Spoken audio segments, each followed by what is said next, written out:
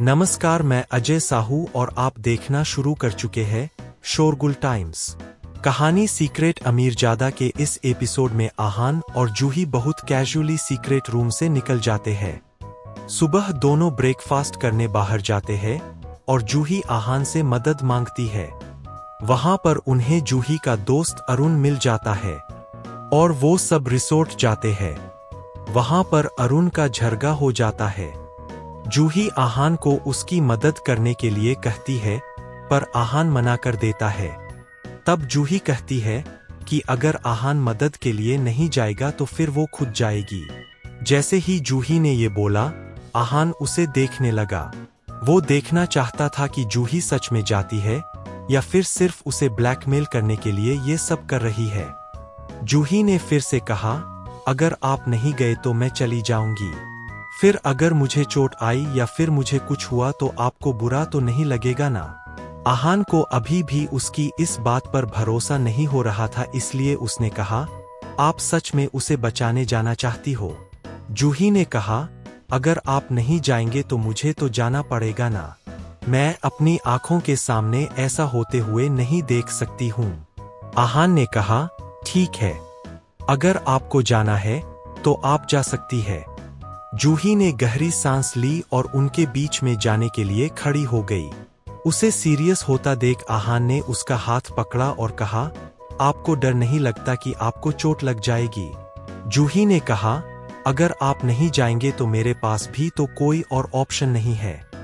जूही का डिटर्मिनेशन देखकर आहान ने कहा, ठीक है, आप जीती, मैं जाता हूं, आपको जाने की कोई जरूरत नहीं है। जूही अपने प्लान में सक्सेसफुल हो गई थी, इसलिए वो बहुत खुश थी। आहान वहां से उठा और उस जगह पहुंचा जहां पर अरुण और वो अनजान आदमी फाइट कर रहे थे। उस अनजान आदमी ने अरुण की छाती पर पैर रखा हुआ था और अरुण बिल्कुल भी हिल नहीं पा रहा था। अरुण इस वक्त बहुत स्ट्रगल कर रहा था। उस आदमी ने कहा, देखता हूं तुम मुझसे बच सकते हो या नहीं। अगली बार यहाँ आओ तो अपनी औकात में रहना। अरुण ने कहा, मुझे जाने दो, वरना तुम्हारे लिए अच्छा नहीं होगा। ये सुनकर उस आदमी को और गुस्सा आने लग गया। उसने और प्रेशर से अरुण की छाती को दबा दिया और अब उसे और ज्यादा दर्द हो रहा था। तभी वहां आहान आया और उसने कहा, अगर अपनी सलामती चाहते हो तो जाने दो इसे। जब उस आदमी ने ये बात सुनी तब उसने आहान की तरफ देखा। उसका डीलडॉल बिल्कुल साधारण था और उसने कपड़े भी नॉर्मल पहने हुए थे। उसे देखकर लग रहा था जैसे उसमें कोई पावर नहीं है और उससे ज्यादा पावर तो शायद अरुण में थी। पर आहान की आवाज में एरोगेंस और एटीट्यूड ज्यादा था। उस आदमी ने आहान से कहा, ये तो बेवकूफ है ही, पर मैंने नहीं सोचा था कि तुम्हारे दिमाग में भी कुछ लोचा है। ये बात सुनकर आहान हंसने लगा। ये देखकर उस आदमी को बहुत गुस्सा आया और उसने कहा, तुम्हें मौत से डर नहीं लगता क्या? तुम नहीं जानते हो कि मैं तुम्हारे साथ क्या कर सकता हूँ? इतना कहने के बाद वो आदमी आहान की तरफ आया और उसे पंच करने के लिए तैयार हुआ, पर जैसे ही उसने पंच किया उसे फील हुआ कि वो आगे बढ़ ही नहीं कर पा रहा था। आहान ने उसकी मुट्ठी को पकड़ लिया था और अब वो हिल ही नहीं पा रहा था। उसकी इतनी स्ट्रेंथ देखकर वो आदमी बहुत डर गया और उसने कहा, तुम कौन हो? आहान ने उसके सवाल का जवाब नहीं दिया बल्कि बदले में उससे पूछा, तुम्हें यहाँ किसने भेजा है? आहान ने ये सवाल इसलिए किया था क्योंकि वो जानता था सिर्फ पिकनिक करने के लिए, फ्रूट्स तोड़ने के लिए कोई भी इस तरह लड़ाई झगड़ा नहीं करेगा। ये बात सुनकर उस आदमी के चेहरे का रंग उड़ गया था। ऐसा लग रहा था जैसे आहान के इतने सटीक अंदाजे ने उसे हैरान कर दिया था।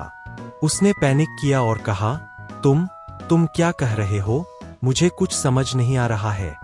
आहान ने अरुण की तरफ इशारा करते हुए कहा, तुम इसे मारना क्यों चाहते हो? उस आदमी ने कहा, मैं तो इसे जानता भी नहीं हूँ। आहान ने स्माइल किया और कहा, चुपचाप जो सच है वो बता दो, वरना मुझसे बुरा कोई नहीं होगा।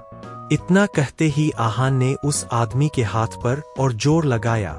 उस आदमी को बहुत ज्यादा दर्द हो रहा था और वो चिल्लाने लगा। आहान ने कहा, अब सच बताओगे? उस आदमी ने कहा, मुझे नहीं पता। बस एक आदमी ने मुझे कुछ पैसे दिए थे। उसने कहा था कि मैं यहाँ आऊं और इस आदमी को परेशान करूं। आहान ने और जोर लगाया और कहा, तुम मुझसे झूठ तो नहीं बोल रहे ना? वो आदमी रोने लगा और उसने कहा, नहीं नहीं, मैं आपसे बिल्कुल झूठ नहीं बोल रहा हूं। आहान ने कहा, तो फिर क्या तुम उस आदमी को जानते हो? उस आदमी ने जवाब दिया, नहीं। उसकी शक्ल देखकर ऐसा नहीं लग रहा था जैसे वो झूठ बोल रहा है, इसलिए उसने उसे जाने दिया। उसने गुस्से में कहा, यहां से दफा हो जाओ। वो आदमी इतना दर्द में था कि जैसे ही आहान ने उसका हाथ छोड़ा वो वहां से दुम दबाकर भाग गया और फिर उसने पीछे मुड़कर भी नहीं देखा। उसे डर था कि कहीं आहान अपनी बात से मुकर ना जाए। अरुण के दोस्तों ने उसकी खड़े होने में मदद की और सब आहान को देख रहे थे। वो आहान के शुक्रगुजार थे कि उसने इस सिचुएशन को हैंडल कर लिया था। आहान ने कहा, तुमने हमारा कॉन्वर्सेशन तो सुना ही होगा। ये सुनकर अरुण ने कहा, हाँ, मुझे अंदाजा है कि ऐसा कौन कर सकता है। Thank you bro. ये सुनकर आहान ने कहा, मुझे थैंक यू बोलने की जरूरत नहीं है, मैं तो तुम्हारी मदद करना ही नहीं चाहता था। ये तो जूही ने बोला इसलिए मैं आ गया। थैंक यू बोलना है तो जूही को बोलो। अरुण ने जूही की तरफ देखा और दोनों ने एक दूसरे की तरफ स्माइल किया। वहां पर जो कुछ भी हुआ था उसके बाद किसी का भी वहां रुकने का इरादा नहीं था। अरुण ने अपने आप को संभाला और कहा, यहाँ जो कुछ भी हुआ उसके बाद मेरा यहाँ रहना ठीक नहीं है। मैं अब यहाँ से चलता हूँ। आई विश मैं आपका और अच्छे से ध्यान रख पाता। इतना कहने के बाद वो वहां से चला गया। उसके वहां से चले जाने के बाद आहान और जूही को भी वहां रहने की जरूरत नहीं थी, इसलिए वो भी वहां से चले गए। रॉय हाउस पहुंचने के बाद वो दोनों अपने रूम में चले गए। रॉय हाउस में उस वक्त हंगामा मचा हुआ था क्योंकि किसी को भी आर्यन का पता नहीं था। पार्टी के बाद से आर्यन गायब था और किसी को उसके बारे में कुछ नहीं पता था। किसी ने जूही को मैसेज भिजवाया कि उसे मेन हॉल में बुलाया जा रहा था। जब वो वहां गई तब आहान रूम में बोर हो था, इसलिए उसने एक बुक उठा ली। कुछ देर बाद जूही वापस आ गई। उसके आते ही आहान ने पूछा, क्या हुआ, क्या कहा सबने? जूही का चेहरा उदास लग रहा था। उसने कहा, सब लोगों को मुझ पर शक है। आहान ने जूही को कंफ्यूजन में देखा और कहा, क्यों, किसी ने कुछ देखा क्या? जूही ने कहा, नहीं, किसी ने कह दिया कि उन्होंने आर्यन को लास्ट मेरे साथ देखा था और उसके बाद ही वो अचानक से गायब हो गए थे। ऐसे में मुझ पर शक होना तो नॉर्मल है ना? आहान पूरी सिचुएशन नहीं जानता था, पर उसे पता था कि जब तक आर्यन की लाश नहीं मिल जाती तब तक जूही पर शक रहेगा। पर जूही बहुत वीक थी और आर्यन से डील नहीं कर सकती थी। जूही का लड़की होना ही उसे इन सब से बचा सकता था। आहान ने कुछ सोचा और कहा, अगर हम क्लूज छोड़ दे जिससे ये पता चल जाए कि वो सीक्रेट रूम में है तो इस तरह तुम पर शक शायद कम हो जाएगा। जूही ने कुछ सोचा और कहा, हमारे पास यही एक ऑप्शन है। मैं ऐसा कुछ करती हूँ जिससे सबको डाउट हो जाए कि आर्यन सीक्रेट चैम्बर में है और सीक्रेट चैम्बर को सबसे छुपाने के लिए शायद बड़े लोग चुपके से इन्वेस्टिगेशन करेंगे। ऐसे में जिन्हें सीक्रेट चैम्बर के बारे में पता ही नहीं है उन पर शक करना भी मुश्किल होगा।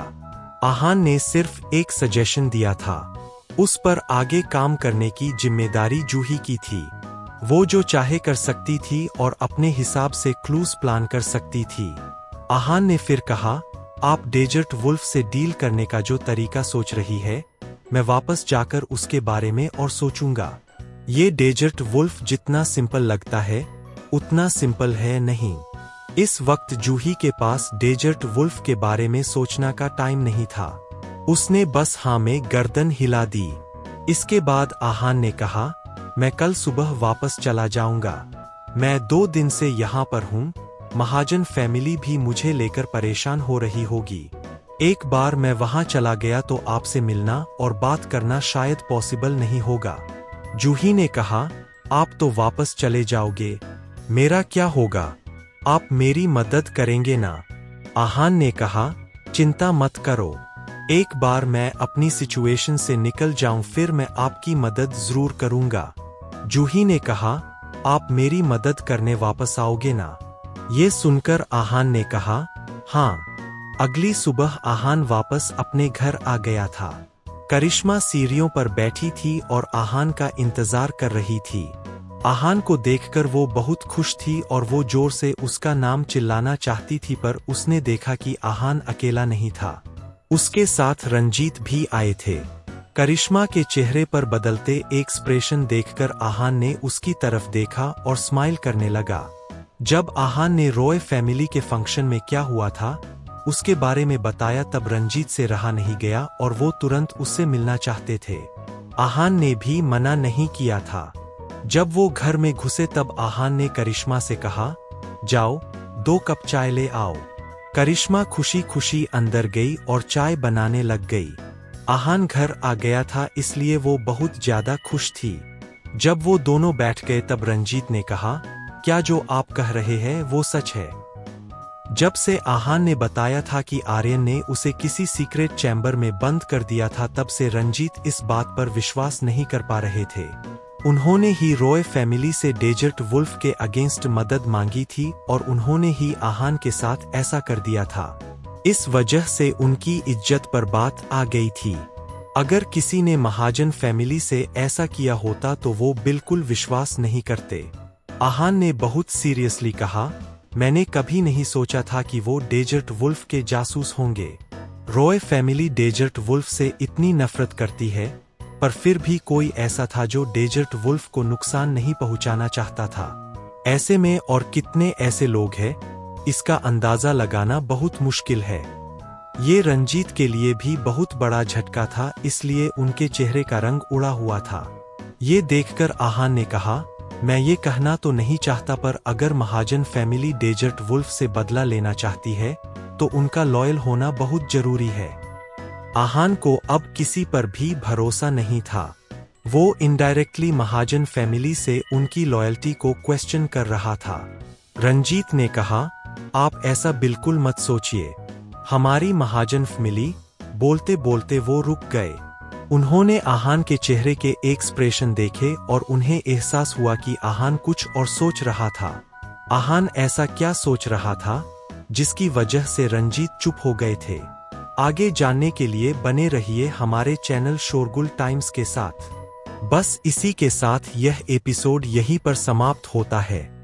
इस एपिसोड को आगे बढ़ाते हुए कल फिर मुलाकात होगी। आज के लिए बस इतना ही। अब कल तक के लिए इजाजत। नमस्कार, धन्यवाद।